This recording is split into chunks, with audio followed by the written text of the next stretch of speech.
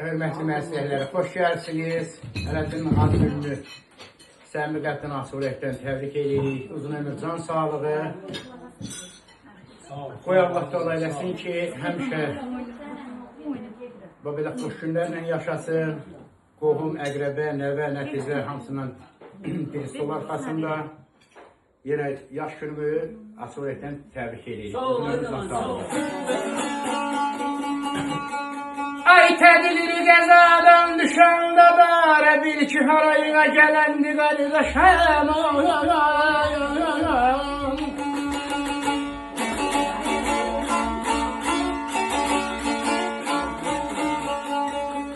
Ay tədbiri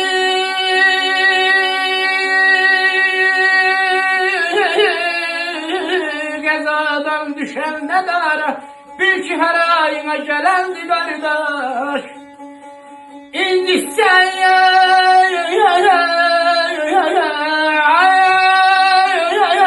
kalbini gizli bir yara ağlayıp derdini bölendi kardeşim.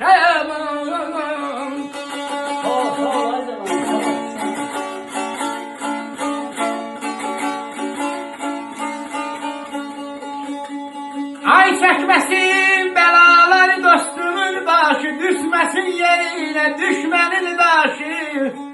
Akarsa gözünden hicranın yaşı, alarak desmalı silerdi kardeş.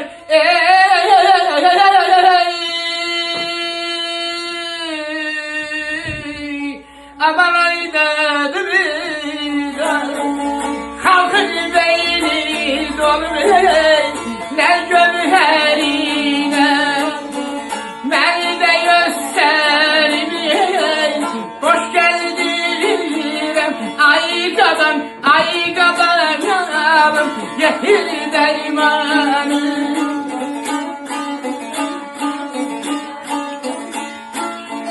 Kazandığım kazan köteriyle ele bir arkamda neşeldirem. Ay salım getir dermanı.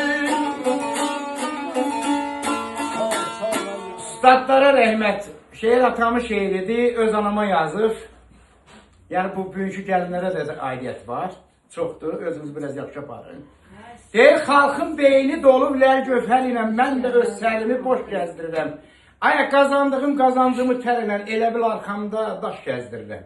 Xalqda qadın gördüm, o dalov kimi yer sıyrılır qəlbimin simi. Hələ mənimki də deyir basır üstümə, hələ arxasında süt gəzdirirəm.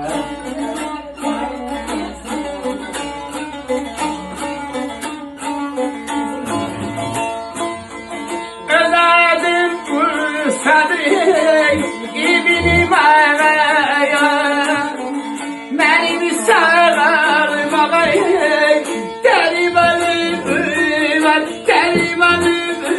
var, dermanım var. Her ev oltuğunda bir adımı dilber, ben de şelelerimi deş gezdirem. Ay salım beni kadın alır.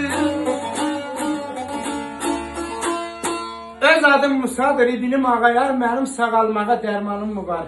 Hələ qoltuğunda bir nazlı dilbər, mən də şələləri evləş gəzdirəm. Qoy Allah tada ilə ilişlərdən bizə qismət eləməsin. Sağ olun, xoşbəxt olun. Şələləri deşkəsən ayını götürəmərsən. Nəfəsim yerində yatar.